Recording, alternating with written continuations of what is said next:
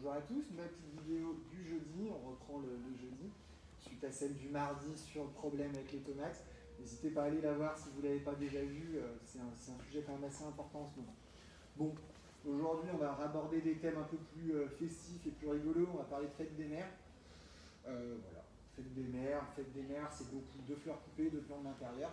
Bien sûr, on a beaucoup de choix aussi en plantes extérieures, mais vu que j'ai fait une série de 5-6 vidéos sur le mois écoulé, sur les plantes extérieures, je ne vais pas trop en reparler aujourd'hui.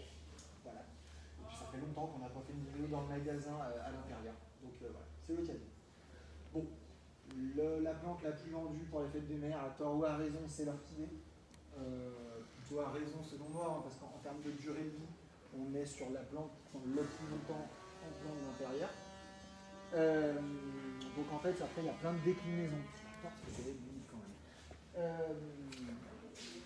Voilà, la classique, c'est la Phalaenopsis, c'est celle qu'on a le plus. Toute l'année, on l'avait en 11,90. J'ai une série à 11,90, même pour la fête des mères, ça c'est pas un problème.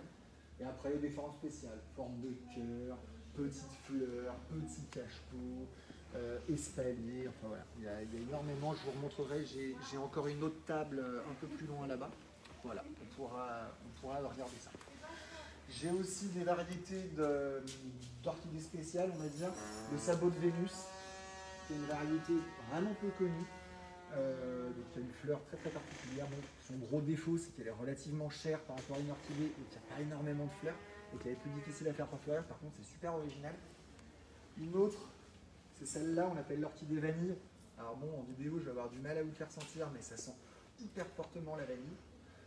Pareil, c'est une orchidée assez chère pour le volume, donc c'est toujours un peu compliqué, mais j'aime bien la montrer. Voilà. Donc là, après, voilà, du dendrobium, c'est très proche du phaléno, je trouve un peu ici, c'est assez classique. De la 4 branches en orchidée, c'est un peu plus cher, mais voilà. De la cascade en phaléno toujours. Un produit qui est sympa, qui a d'habitude assez cher, j'ai réussi à trouver un peu moins cher cette année. C'est la Cingolo, la très très grosse fleur. Ça marche pas mal ça, et puis la durée de vie est quand même plutôt bonne. Donc voilà, ça peut être une bonne idée. Et puis là, toute une déclinaison de phaléno en spirale, en arceau, de toutes les couleurs, enfin. Je ne vais pas tout vous montrer les modèles, je crois que j'ai fait à peu près 20 modèles différents. Donc voilà, ça vous donne une idée.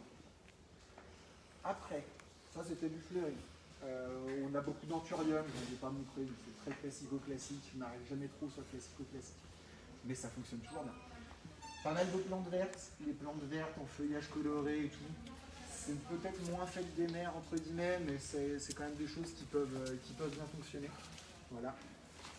Plantes vertes, type dracena, type bocarnea, type croton, enfin voilà. Pas mal de choses dans cette idée-là. Voilà. Et après, je passe sur la partie fleur coupée. C'est peut-être la plus importante pour la fête des mères. Même si, voilà, après, on peut débattre des heures et des heures de ce qu'il faut faire. La durée de vie est évidemment bien moins longue. Voilà, on a commencé à préparer, on prépare quand même souvent au dernier moment. Donc on a préparé plein de petits modèles en piqué, d'accord. Les filles sont sur le truc depuis ce matin. On y va tout doucement, il fait un peu chaud, on n'en prépare pas trop d'avance, on essaie quand même vraiment de préparer ça au dernier moment. Voilà. Je ne vous montre pas tous les modèles, il y en aura beaucoup plus. Voilà. Là on est en train de remplir, ça va se faire gentiment. Petit aparté sur le terrarium, on n'est pas vraiment dans la fleur coupée, mais le terrarium c'est quelque chose qui fonctionne très bien ces dernières années. Donc voilà, Mivine en a fait pas mal. On peut éventuellement les personnaliser. Après, si vous voulez du terrarium personnalisé pour la fête des mères, il ne faut pas venir me voir le samedi, c'est un peu compliqué, il y a un peu trop de monde. Mais si vous voulez nous passer un coup de fil, nous faire des demandes, n'hésitez pas. N'hésitez pas, on a quand même pas mal fait d'avance. Donc voilà. Et puis après, bien sûr, on aura tous les bouquets bulles et pas bulles qui seront aussi au frigo. Donc là, en fait, on se peut casser le coup dehors vu la chaleur. Je ne vais pas rentrer dedans parce qu'il n'y a pas de réveil, donc on va se perdre. Mais voilà, on est en train de remplir fleurs à la tige, bouquets, piquets, enfin voilà. Un peu tout ce qu'il faut, des gros modèles, des modèles hauts. Pareil, sur la fleur, si vous avez une petite exigence un peu particulière et tout, le mieux c'est quand même d'essayer de passer nous voir avant samedi, dimanche, parce que c'est toujours un peu rush. Vous nous passez un petit coup de fil, vous passez nous voir, vous nous commandez quelque chose, on peut faire. Après on aura énormément de modèles tout près, donc normalement vous devrez quand même trouver quelque chose de valable. Voilà. Et ben écoutez, c'était à peu près tout ce que j'avais à montrer. Je vais pas parler de rose éternelle, parce que j'en parle à chaque fois. Mais bah, tant pis, ça sera ça. Je vous souhaite un bon week-end de fête des mers. J'espère que vous viendrez nombreux ici. Et en attente, bah, bonne journée.